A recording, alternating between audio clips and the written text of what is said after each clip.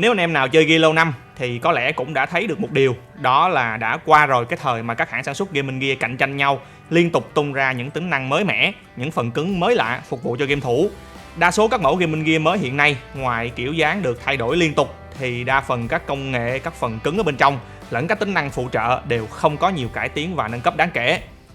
Nếu như mọi người hỏi mình là trên thị trường hiện tại, thương hiệu nào hiện đang là thương hiệu sáng tạo nhất, có nhiều cải tiến nhất, thì mình sẽ không ngần ngại trả lời ngay, đó chính là Asus.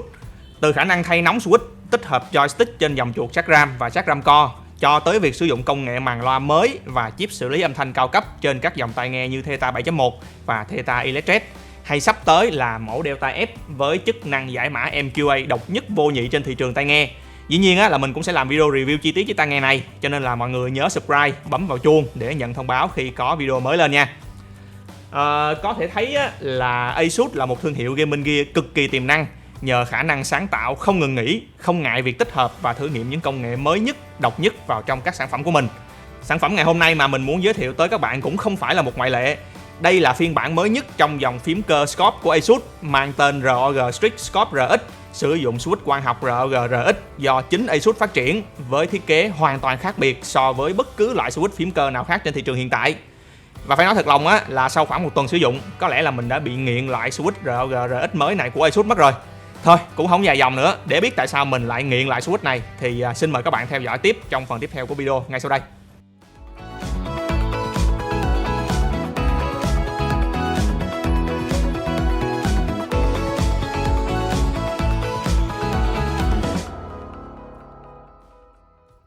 Về phần thiết kế thì mình sẽ không nói chi tiết vì cơ bản thiết kế của Scorp RX là không có gì khác biệt nhiều so với các phiên bản Scorp và Scorp BBT trước đây. Điểm khác biệt dễ nhận thấy nhất đó là phần tấm kim loại ở mặt trên bây giờ không còn được làm dạng họa tiết kiểu phay xước nữa, mà giờ được sơn một lớp sơn rất là mịn luôn. Phần dây tín hiệu của Scorp RX thì không được bọc dù mà được bọc bằng một lớp chất nhựa dẻo rất là mịn, cầm khá là thích tay. Dây cũng to và dày hơn rất là nhiều so với trước đây. Do phím đã được tích hợp thêm một hub USB 2.0 ở cạnh trên để người dùng cắm thêm thiết bị ngoại vi. Mặt sau của phím cũng có hơi khác một chút ở họa tiết trang trí thôi, chứ cũng không có gì đặc biệt lắm. Vẫn là các đường vân chéo và có thêm logo ROG được dập chìm. Vì dây tín hiệu bây giờ nó đã to và dày hơn và khó bẻ cong hơn, cho nên là Asus cũng đã bỏ luôn cái rãnh đi dây sang ngang hai bên như trên các bản Scorp khác trước đây. Có một điều mà mình thấy khá là thích ở chiếc bàn phím này cũng như trên các sản phẩm gaming gear mới ra mắt của Asus, đó là chất lượng hoàn thiện cực kỳ tốt luôn.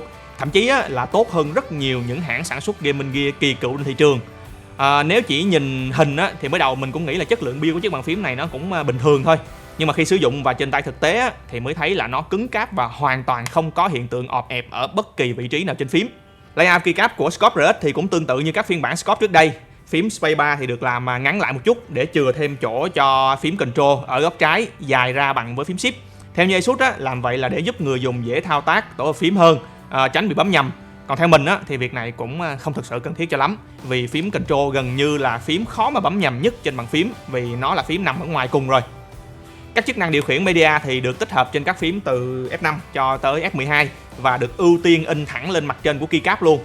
Mặc định thì các phím này sẽ là phím điều khiển media luôn, nhưng nếu muốn đổi lại chức năng của phím F bình thường thì các bạn có thể dùng phần mềm để đổi từng phím riêng biệt, hoặc sử dụng tổ hợp phím function cộng insert để đổi vị trí cho cả cụm phím. Ở phím F12, Asus tích hợp một phím chức năng in hình người mặc áo hoodie. Phím này được Asus gọi là phím riêng tư, có tác dụng là để thu nhỏ ngay lập tức tất cả cửa sổ trên màn hình, đồng thời tắt tất cả âm thanh đang phát trên máy. Chắc là không cần nói nhiều thì anh em cũng đã biết là phím này xài để làm gì đúng không? Thay vì phím khóa Windows hay là game mode các thứ thì mình thấy đáng lẽ ra tất cả các hãng phải tích hợp một cái phím tắt như thế này từ lâu rồi mới đúng.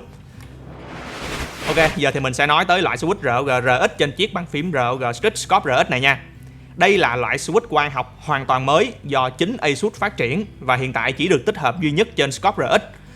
Về cách hoạt động của switch quang học thì chắc là không cần phải giải thích nữa rồi, vì cơ bản nguyên lý là như nhau.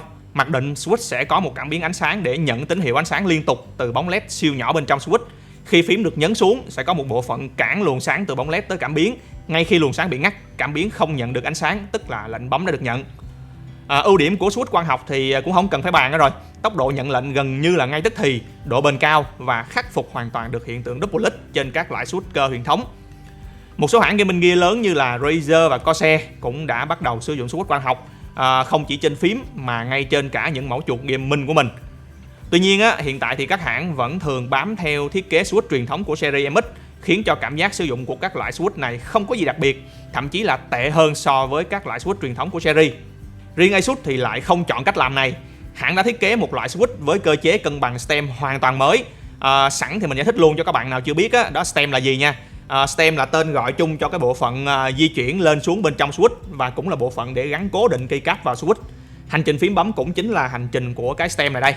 Ở đây thay vì chỉ phụ thuộc vào độ khích của chân stem và vỏ switch thì Asus đã khéo léo bổ sung thêm một cơ chế cân bằng dạng cắt kéo vào bên trong các loại switch ROG RX này, giúp tăng sự ổn định và cứng cáp cho chân stem. Kết quả là một loại switch cho cảm giác bấm cực kỳ mượt mà và độ rơ được giới hạn tối đa. Để so sánh thì độ rơ của ROG RX thấp hơn hẳn so với switch Cherry MX và hoàn toàn có thể so sánh được với switch của Topri. Đồng thời khi ngón tay tác động lực nhấn lên bất kỳ vị trí nào của phím thì lực nhấn và độ mượt cũng sẽ như nhau, cho nên là sẽ không bị cái hiện tượng rít phím do ma sát như trên các loại switch truyền thống. Gần như từ trước tới nay mình chưa từng thấy loại switch nào ngoài Topri có thể đạt được đến độ cân bằng cực tốt giữa độ mượt và độ rơ như trên ROG RX này. Loại switch mới này của Asus hiện tại thì chỉ mới có phiên bản linear, tức là hành trình sẽ trơn từ trên xuống dưới luôn chứ không có khất và tiếng click key. Mới đầu bấm thì mình sẽ có cảm giác là nó hơi nặng hơn Red Switch của series một chút. Tuy nhiên sau khi bấm quen thì mình thấy đây là một loại switch cũng khá là vừa phải, không nặng lắm. Lực nhấn từ đầu hành trình cho tới điểm nhận lệnh là vào khoảng 40G, tương đương với Red Switch, còn lực nhấn để bottom out là khoảng 55G, tương đương với lại Blue Switch. Thực ra cách làm này theo mình khá là phù hợp với những bạn thích gõ bottom out. Lực nhấn bottom out 55G cộng với độ mượt và dứt khoát sẽ cho cảm giác phím bấm rất là nảy. Điểm nhận lệnh của switch khá là sớm, ở mức 1.5mm thôi, cho nên là sẽ phù hợp với anh em game thủ thích một chiếc bàn phím phản hồi nhanh. Vì lực nhấn của phím rất là vừa phải, cho nên là hiện tượng bấm nhầm cũng sẽ ít khi xảy ra, giống như hay bị trên các loại switch quang học của Corsair mới ra mắt. ROG RX cũng là loại switch được tích hợp bóng LED RGB khá là lớn, vì bóng LED nằm ở ngay chính giữa của switch, cho nên là chân stem sẽ được làm dạng hình trụ rỗng. Ở 4 góc của chân stem sẽ có 4 cái lỗ nhỏ để gắn keycap. Cũng vì bóng LED nằm ở ngay chính giữa cho nên là độ sáng khi LED hắt lên ký tự trên keycap là rất tốt, sáng hơn hẳn các loại switch sử dụng bóng LED nằm phía trên. Tuy nhiên dù housing cũng được làm trong suốt, nhưng mà ánh sáng LED hắt ra xung quanh cái switch thì có vẻ nó lại không sáng bằng switch Cherry RGB.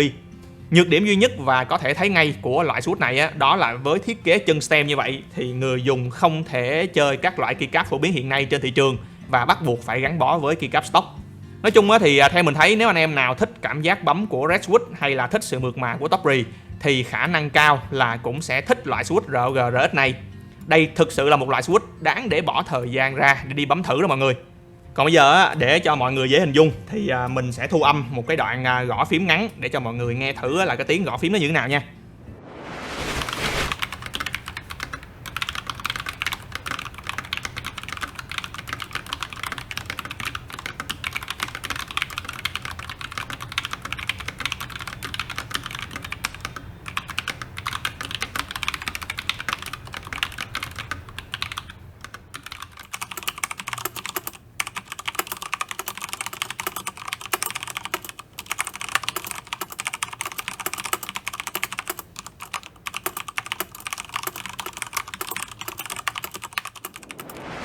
Rồi, và đó cũng là những gì mà mình muốn chia sẻ tới tất cả mọi người trong video ngày hôm nay. Nếu mọi người quan tâm tới giá cả và nơi bán thì mình sẽ cố gắng cập nhật ngay khi có giá bán chính thức và chèn link bên dưới phần description để mọi người tiện tham khảo nha. Cuối cùng, nếu có bất cứ thắc mắc gì, mọi người cứ comment hỏi thoải mái, mình sẽ cố gắng giải đáp đầy đủ và sớm nhất có thể. Còn bây giờ, xin cảm ơn tất cả các bạn đã quan tâm theo dõi. Đừng quên nhấn like và subscribe nếu thấy video này hữu ích. Xin chào tạm biệt và hẹn gặp lại các bạn trong các video tiếp theo.